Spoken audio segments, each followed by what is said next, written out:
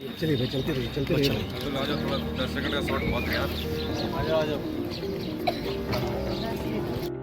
हाँ गजब तीन हो गई देखो ये नहीं आ गए ओ ठीक है फिर तो चालू कर दिया जी कहाँ है? यही है उसके पास है मेरे पास है चलो ठीक है। जी अभी तक पार्टी ने जो टिकट नहीं घोषित की, कब तक की उम्मीद थी? तो एक दो दिन में टिकट घोषित हो जाएंगे और सूची तैयार है। और भाजपा की भी अभी कोई सूची नहीं आई है काफ़ी सारे कैंडिडेट्स की। मैं समझती हूँ एक दो दिन में समाजवादी पार्टी की सूची आ जाएगी। ममता बनर्जी की हालत बिगड़ी हुई है, कई तरीके के लोग उन पर टिप्पणी कर रहे हैं, क्या कहेंगे उस पर?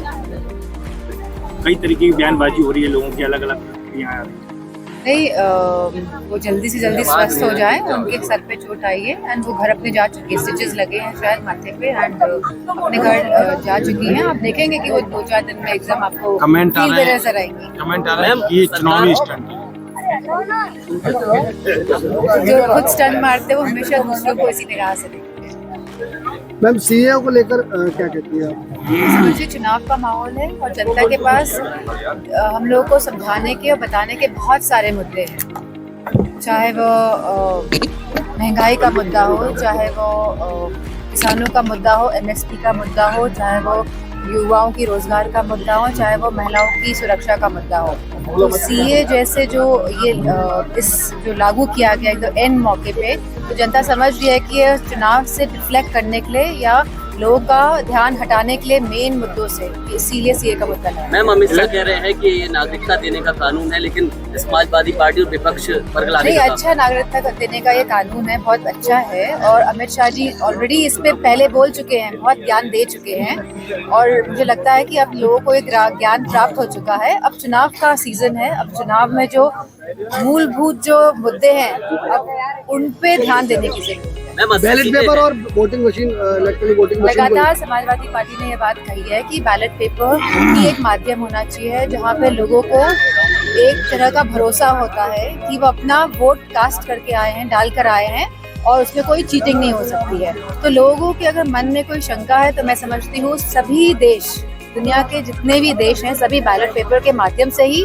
चुनाव करते हैं। चाहे वो अंडर डेवलपमेंट कंट्रीज हो, चाहे वो पाकिस्तान हो, चाहे वो बांग्लादेश हो, चाहे वो चाइना, सब बैलेट पेपर के माध्यम से ही चुनाव हो रहे हैं। तो खाली भारत ही एक ऐसा देश क्यों बचे जहाँ पे अभी भी ईवीएम का प्रयोग हो रहा है। जब लोगों के मन में मंशाएं हैं तो मैं समझती हूँ सरकार को और सभी मशीनरीज को इस मंशाओं को दूर करके बैलेट पेपर से चुनाव। आरबीआई ने इलेक्ट्रल बॉन्ड को सर्वे किया। 7 सीटें इंडिया गठबंधन को दिखाई जा रही है, आपको क्या लग रहा है कितनी जो सीटें मिल रही हैं? सर्वेज जो ज्यादातर होते हैं बीजेपी स्पॉन्सर्ड सर्वेज ही होते हैं।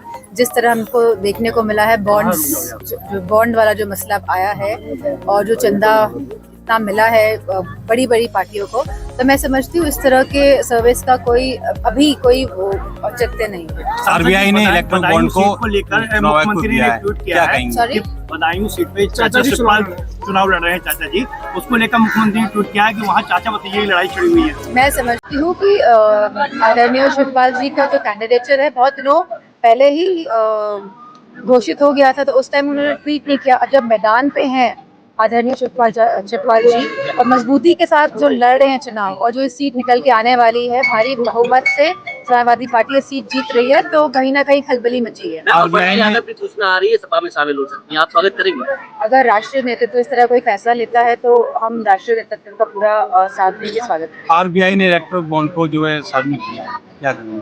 मैं समझती हूँ अभी और भी उसमें जो चीज़ें रह गई हैं, जो उसका जो आइडेंटिटी कोड जो होता है, तो वो संख्या जो होती है वो अभी नहीं आई है। मंडे को कोर्ट ने कहा है कि इसकी भी सूची एसबीआई दे। सीतारमण कह रही हैं कि इलेक्ट्रल बॉन्ड पहले से बेहतर है। वो तो अपने पक्ष को सही साबित करने की पूरी कोशिश करेंगी।